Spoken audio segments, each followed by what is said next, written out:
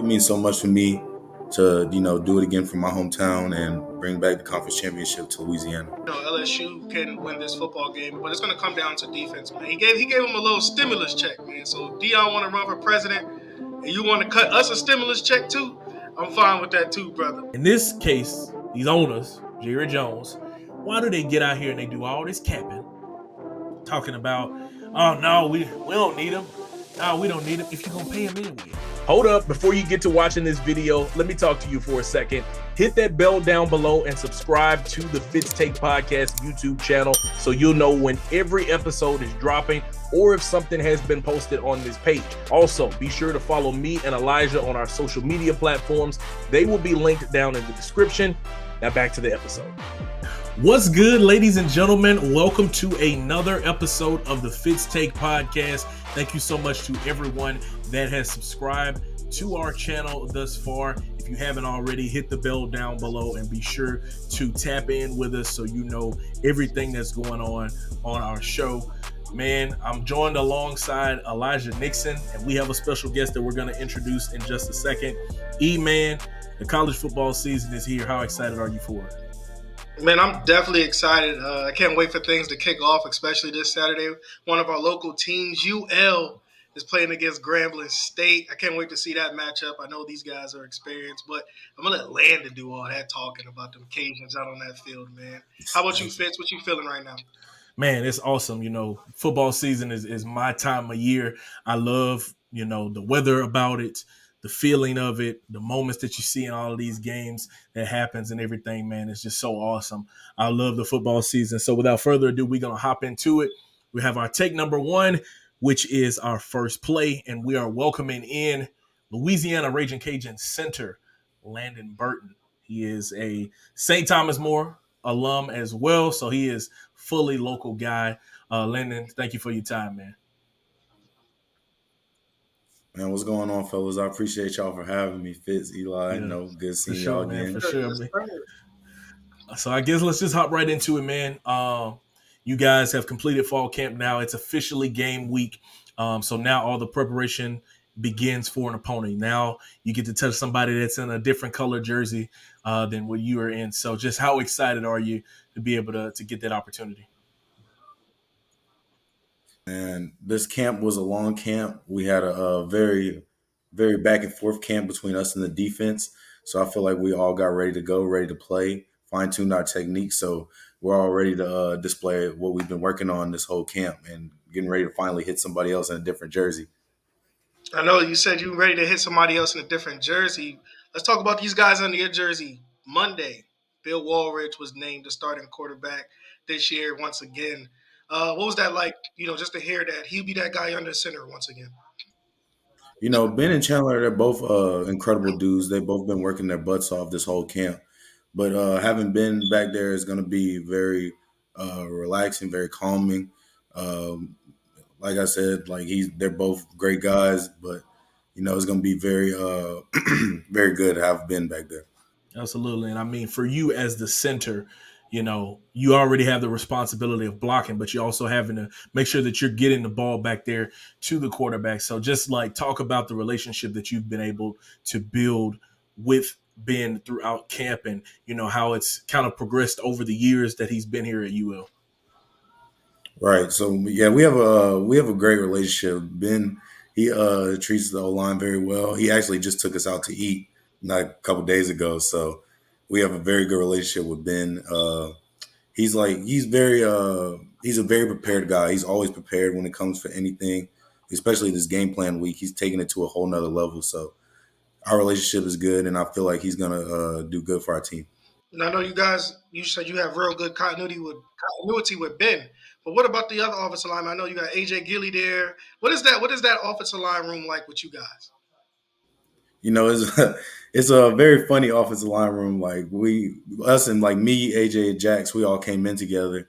So we've been here for a while. So we just got to know each other. We've grown over the past couple of years, especially since we've all been playing together. And with George and our tackle Bryant and Q, all those guys, we've got a very good relationship. That's why I say that.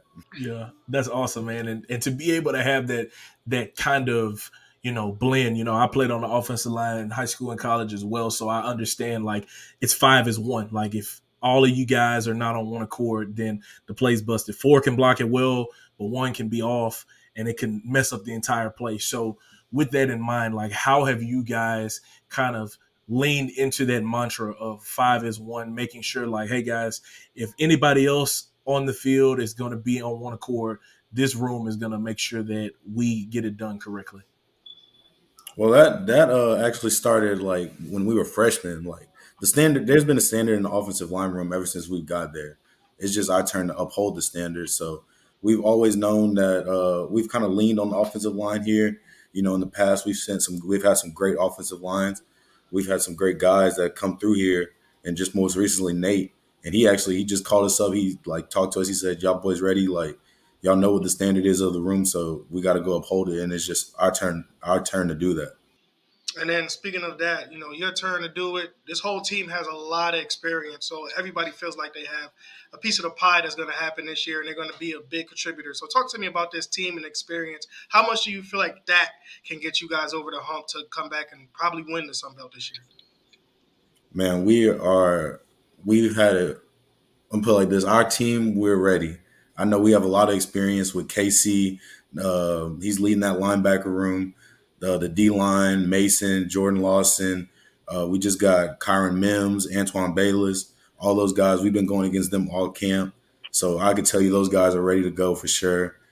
Defensive backs rooms loaded with Court Skip, T. Lou, Jalen Clark, Amir McDaniel, all those guys, man, they've been giving us fits in practice, and we've been like, iron sharpens iron around here. So I can tell you that our guys are the experience is definitely going to help us this year, and especially from last year, coming off of the season we had, we all feel like we just like taking that corner and like we're ready to go this year. You talked about that iron sharpens iron piece. Just looking at the way the defense has been playing. You get a new defensive coordinator in there now, so the scheme is changing just a little bit. He's putting his own secret sauce on it, but just to see how those guys are preparing, what can we expect to see out of this defense based on what you guys have been able to put together in camp and how y'all have schemed up with each other? One thing I say about our defense is they're going to be tough, physical, and they're going to get the job done. They're well in tune with the defensive coordinator, Coach Salgado. Though everybody from that side of the ball has been telling me how they love Coach Salgado, that he feels like he has a scheme put together, and so they said that it's like a lot more black and white, no more gray area. So those guys are ready to go for sure. Now I know there's a lot of guys that's returning. You got a couple of new guys on this roster, but has there anybody that caught your eye throughout this fall camp that shows that hey, he could be a key contributor on this football team? I'm saying I think it's going to be a big year for our tight end room with Terrence Carter and of course Caden Jensen. He's a bit of a newer name, but I think he's going to pop off and have some good break time plays.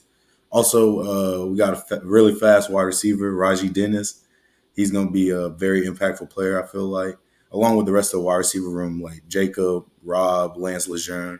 All those guys are ready to go for sure. Jaden Johnson. So we got a good wide receiver, and of course the running back room. They're gonna do their ditty. That's for sure, man. I guess one of my last questions for you, Landon, this being your senior year, and you being a local guy, like just what would this mean to you to have a successful season, to win a championship, to be able to get that done for your hometown team? Man, it'll mean so much to me. I've just been here within the past couple of years, the recent success we had, but also the success in the past, like going to all the New Orleans Bowl, winning those games, and under Coach Napier, winning the Sun Belt Conference Championship. So we just it would mean so much for me to do it again for my hometown and bring back the conference championship to Louisiana, Lafayette, baby.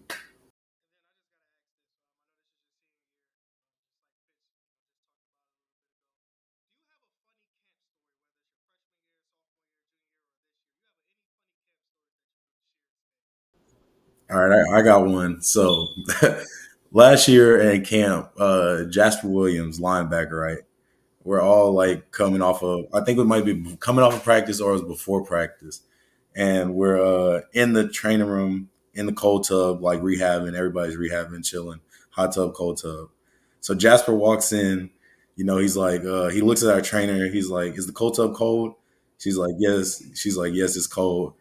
Then he's like, all right, everybody watch this. And he like jumps into the cold tub. He like RKOs into the cold tub. It was like the craziest, funniest thing in camp. And like, it doesn't take a lot of camp for get guys laughing, get guys going, but that was a great moment. And them camp days, sometimes you need somebody to be able to loosen up a little bit when you're going through them hot days and you grinding and stuff together, man. But that's what ultimately makes y'all brothers and bands y'all together. So we're excited for the season for you guys, man. Louisiana faces off with Grambling State at 7 o'clock on Saturday, August the 31st. That is Louisiana Ragin Cajuns center Landon Burton hopping on the Fitz Take podcast. Landon, appreciate you for coming on, my man. All right, moving forward, let's make a little bit of forward progress. Take two. We're moving on down the college football pipeline. LSU also has their opener for the season coming up. They're going to be facing off with USC, number 23 USC, number 13 LSU in a top 25 matchup out there in Sin City.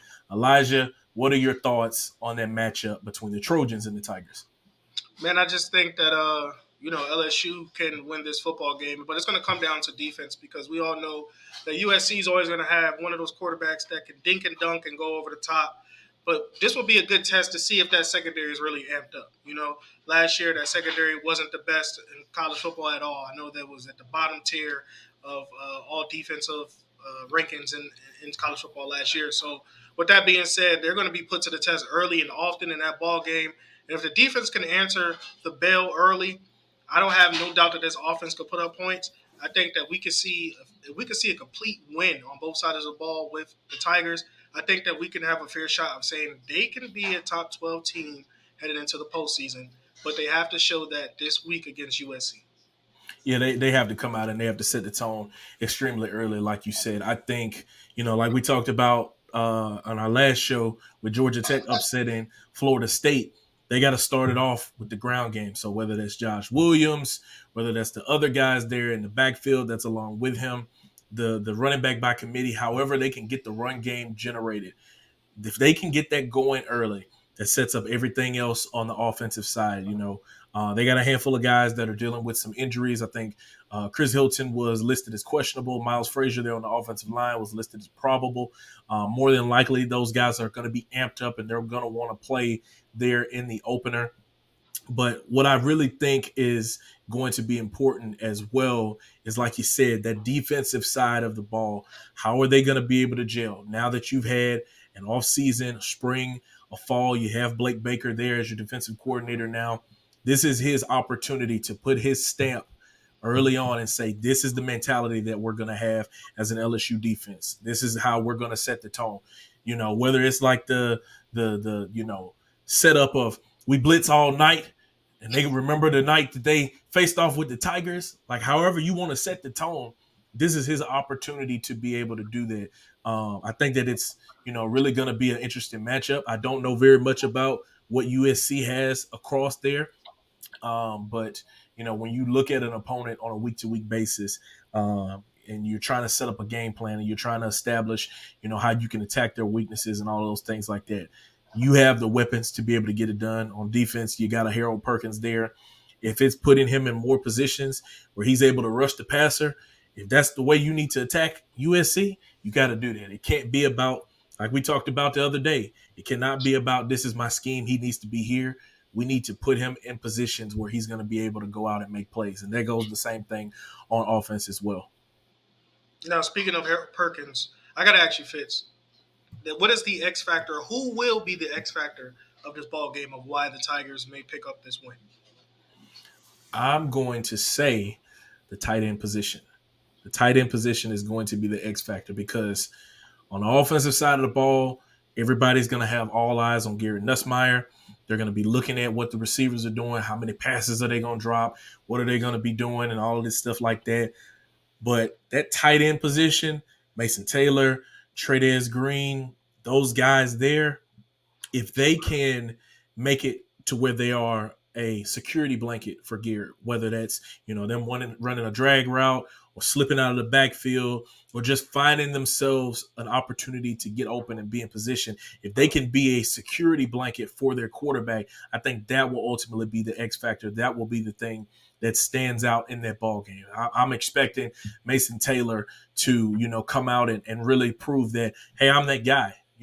This is my room as the tight end room, and I can be just as big as a factor in this offense as a Kyron Lacey, as a Chris Hilton, as an Aaron Anderson, or whoever you may want to call out as an individual on the offensive side of the ball. So as long as those guys really are able to flash and show what they're able to do on that side of the ball, I think LSU will come out with a victory in this one. All right, man. I hear that. I hear that, brother.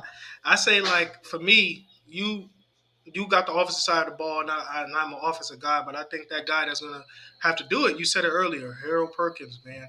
I think if he could just get his hand in the dirt and rush the passer, or if he's lining up over the left tackle, right tackle, wherever he is, and rush the passer, I think he can be that X factor. I think this is the year that he has to show us that he could be consistent game in and game out of attacking the pass and attacking the run and getting some tackles for loss or some sacks, because I know we talked about it, but big time players are going to make big time plays in these big time games. And for him to make his name, because I think he can be a first round pick if he decides to declare this year, he has to just show it. And I think week one will be a perfect testament if he can get to that quarterback, play in and play out.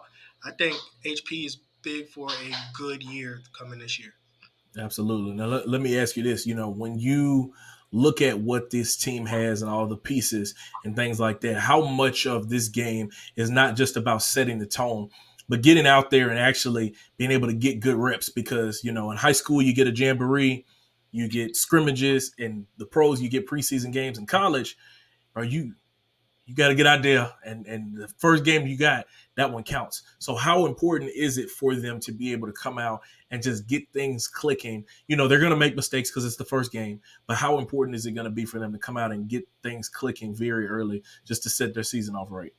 I mean, it's important. I mean, it's not like Florida State, who has the luxury of losing like this and then bouncing back because they're in the ACC. This is an SEC conference. You have to worry about Texas. You have to worry about Ole Miss. You have to worry about Oklahoma, the Tennessees of the world. You have so many teams to worry about. So you have to set the tone early. And I think that the first win will be important to show that it's not just to show that where you can be. I think it's a confidence builder as well, because like we said, USC is already a top 25 matchup, and LSU's no stranger to it. They've been doing this for the past 2 years, but it was against Florida State this year. This is a top 25 matchup against USC, so they have to go out there and prove. But like you said, though, I think always game ones, because they're going to make mistakes. To me, game ones is more so about coaching, only because you have to make those adjustments on the fly. You don't really know what to expect until you're out there. You have no game tape. You have nothing to rely on. This is a whole new personnel. I mean, you only seen them in camp. Camp is different when you're going against somebody else ones. So again, to me, it's about coaching. So Brian Kelly, if they get down 14 or down 7-0 early, make those adjustments and keep it going. That's what game one to me. It's about coaching. And once we can see if adjustments need to be made and Brian Kelly can make that proper adjustment, I think LSU can, be victorious in this football game.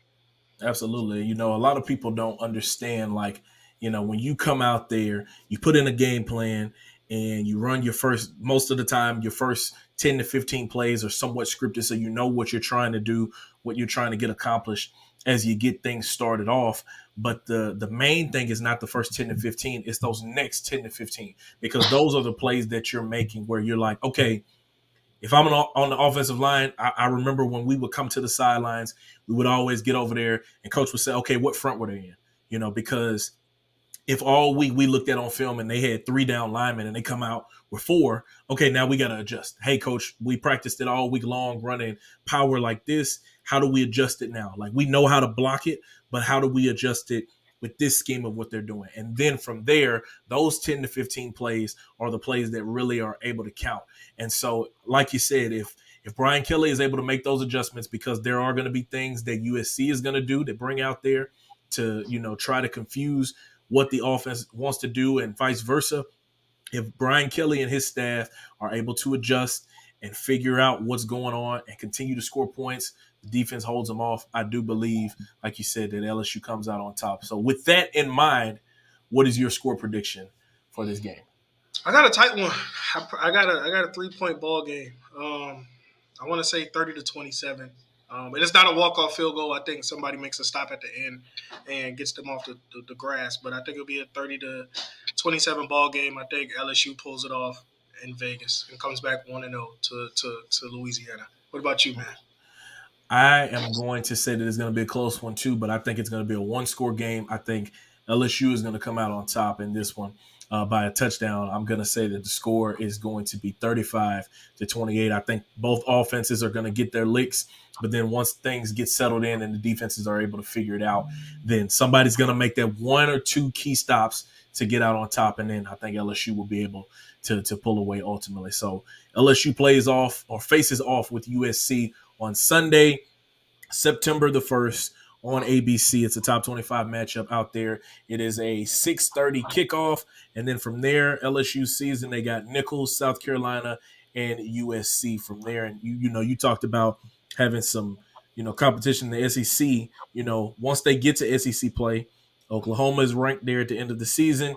Alabama's ranked, Texas A&M is ranked, and Ole Miss is ranked. So like you said, if they can't get the tone set very early on, it's not going to necessarily be a cakewalk once you get out into conference play. So with that, let's move on to take number 3, and let's fly out where Coach Prime is giving back. He's making headlines once again. We talked about him the other day of banning a media member, and now he's giving back in a much different way. So apparently, Coach Prime is helping some of his Colorado players that have kids already. He is helping them get bank accounts set up, and he is donating to them $2,121. So if you look at it, it's $2,121 there in their bank accounts to get them going.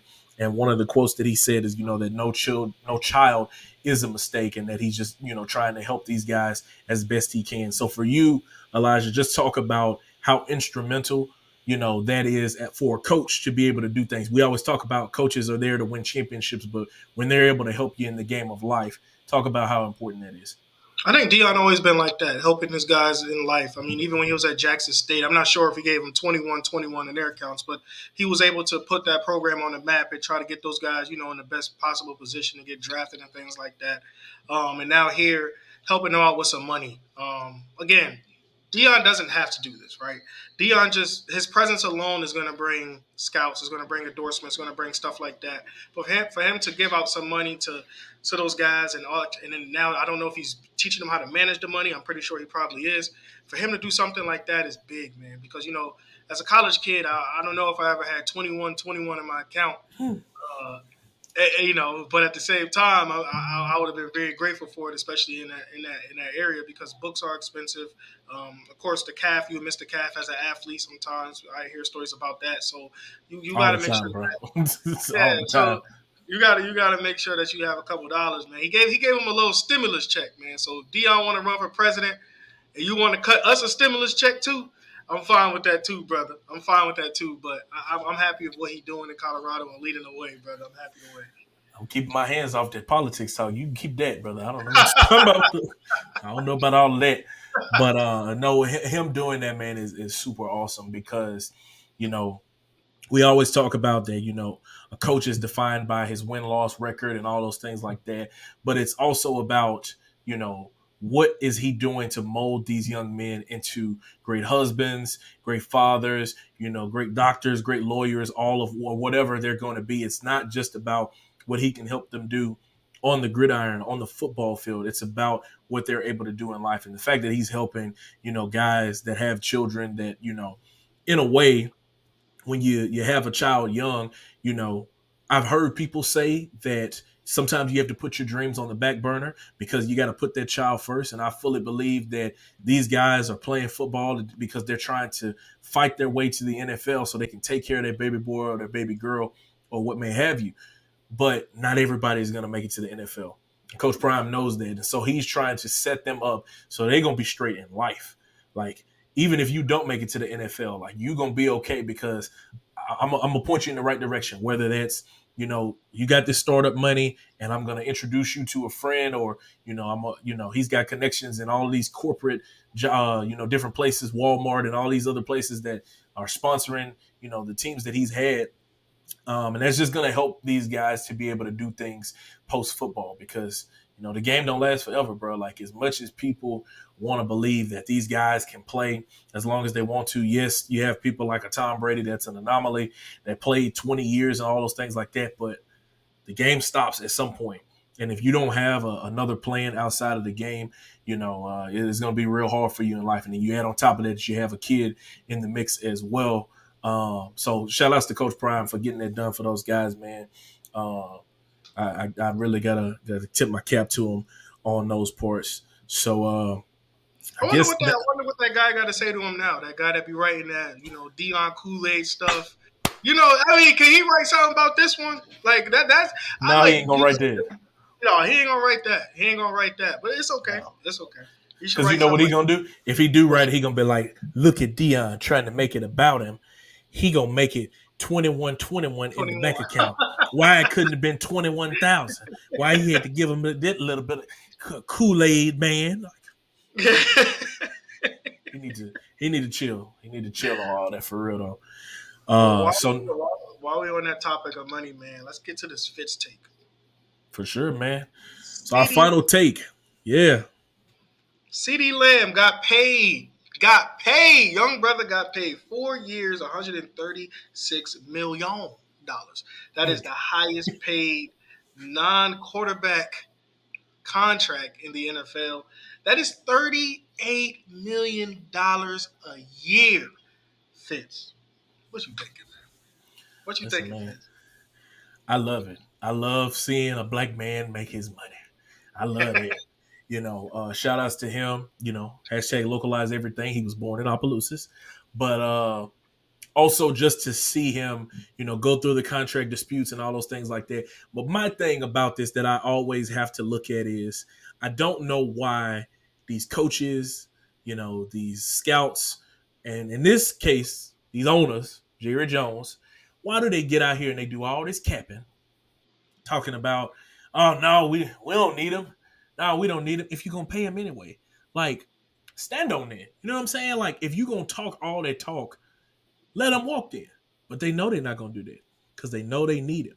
So they ultimately had to bow down to him and give him what he wanted at the end of the day, And obviously, when it comes with like salary cap and all that stuff like that, the Cowboys are gonna somebody's not gonna be able to make their coins. Now your next thing that you got to do is you have to make the decision on if you move forward with Dak Prescott. You got to sign Michael Parsons because you ain't crazy. Well, you are crazy, but I guess you're not dumb, so you can't let him walk. But now you get into that situation of what do we do with Dak Prescott? Do we give him this new bag and allow him to, get some more money and continue to go and compete for us? Or do you go to Trey Lance? Right now, that's not looking like the best thing because brother just threw 5 interceptions in that other preseason game. So you're almost in a compromising situation where you almost are going to have to cough it up and pay that money now. However, you need to figure it out because, Dallas has always been one of those type of teams where yes, they'll give you this 136 million, and if you probably look at how the contract breaks down, Dallas will backload a lot of those contracts where your first year's salary might be like 21, and then the next year it'll go up to like 24, and it'll continually bump up. And that's why a lot of guys have fought for that to make sure, like, no, I want my money on the front end because if I tear my knee up, I want to make sure I made my money on the front side. Or if y'all cut me, I want to make sure that I got as much as I can. Now, of course, you got your guaranteed money in there, but you would want your contract to look a certain way. If it's not front loaded, I want more guaranteed money. If it's back loaded, whatever, however you structure that. And that's why you have agents to make sure that it gets done. So I am, happy for CeeDee to get his money because these billionaires, these owners are making billions, big B, capital B, super, super, super duper B, billions of dollars off of the sweat equity of what these players are putting in. So the fact that he's able to make some bread off of this, he's able to set up his family for the rest of their life. We talking generational wealth, bro. And of course, you got to factor in the taxes, and he's not going to make that full 136 millions and all of that, but still, he's going to make a lot of money to the point where if he manages it correctly, his kids are straight, his grandkids are straight, and future generations from there on out, the Lamb family gonna be good because of the work that he was able to put in negotiating this type of contract right here, right now. What you got? Man, I completely agree with you. Just like you said, man, these owners make billions and billions of dollars. So when we hear $38 million, we like, oh man, that's a lot. But to them, that's like grocery bill. I mean, I'm exaggerating. But Groceries is that, crazy. that's grocery bill to them. But I'm happy for CD. I really am because this is setting the bar higher for the receivers that come after him. Jamar Chase, who's going to be up in a year. Well, he's up now, honestly. T. Higgins is up now, and honestly, so you got these guys that's going to be up, and they're just going to keep keep providing to make sure the NFL pays them what they're owed. It's like these guys isn't just coming in with happy. I'm just happy to be here type of attitudes anymore. Don't get me wrong. Yeah, they playing for the organization. They want to be there. But at the same time, you also got to pay them what they're worth because these guys are putting in a great amount of work behind the scenes. So I'm just happy for CD, man. I really am. I'm happy that the Cowboys buckled down and paid him because we all know when Jerry tried to play that last time with Emmitt Smith, he started off 0-2. 0-2. Yeah. Now, don't get me wrong. I'm not saying the Cowboys win the Super Bowl this year because they got CD. But at the end of the day, you got to pay. You got to pay that man. You got to pay these star players, man. So you got to. I'm happy Jerry Jones, took his foot out of his mouth and opened up his wallet and said, "Here you go, man." Now I don't know what he's gonna do with Dak Prescott because I know he's paying Micah. I don't know what he's gonna do with Dak Prescott. But again, I hope he opens his wallet and give Micah what he deserves next. Well, let me ask you this though: if you're in Jerry Jones's position, not the owner position, but as the general manager, what are you doing with Dak Prescott? Honestly, I'm gonna let him play out this year. To be honest with you, we gave him chance after chance. If I'm being correct, I'm not a Cowboys fan. We'll get that out the way. But you give him chance after chance. If you don't see success in the playoffs, of course you can move on because what motivates you is what you're seeing on the other side with San Francisco. Brock Purdy's on a rookie contract. He already made the Super Bowl because of the team that's around him. So if you could do that with a guy that's like a Shador that's probably coming out, you got my man from Ole Miss. I can't think of his name. He's going to come Jackson out. Dart. Yeah, he's coming out. Quentin Ewers is coming out. So, again, I'm just going to let the chips fall where they may. If Dak gets me to the NFC Championship game, I'll think about it. But if Dak is going to just get me back to a wild card game, I might have to cut you loose. I'm keeping Micah, though, because Micah been in there. He's showing in and showing out. He been making plays without the football. So, again, if I'm Jerry, I'm just going to let the situations play out and let the chips fall where they may. What about you? Yeah. I think that's what's going to happen too. I have to say the same thing, just because this is a prove it year for Dak. He had a lot of great success last year during the regular season. I think he led the league in passing yards. That's all fine and dandy, but it's all about what you do in late December, early January. It's really what makes you your bread. It's what keeps you around. Like, yes, guys are making their money because of their stats and the things that they do, but what really ultimately keeps you around is what you do in those late season playoff games and ultimately winning those championships. It is going to be interesting. I mean, you mentioned some quarterbacks out there. I don't know what kind of capital Jared would be willing to give up to move up higher if Dallas is not a top 5 or top 10 pick there in this upcoming draft. But there will be some guys coming out that if he's interested, there's an opportunity to see, what they want to do there for their future in terms of quarterback. And so that is our takes, ladies and gentlemen. Y'all put down in the comments below of what you think of CeeDee Lamb making his money and who do you think is going to get paid next? You got Brandon Ayuk, you got Jamar Chase, like Elijah was saying. Who gets their money next and resets the market for the wide receivers? And so with that, thank y'all so much for watching this special edition of the Fitz Take podcast. The college football season is here now. So y'all make sure y'all like this video, subscribe to the channel, Follow us on our social media accounts, and we will continue to bring great content for you guys that y'all can consume and enjoy across your platform. So for Elijah Nixon, I'm Jamarcus Fitzpatrick. We'll see y'all next time. Thank you so much for watching this clip of the Fitz Take podcast. Be sure to like this video and also subscribe to the YouTube channel. And also follow me and Elijah on our social media platforms.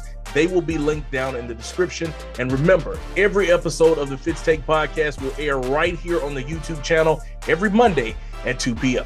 Thank you so much for watching, and we'll see you next time.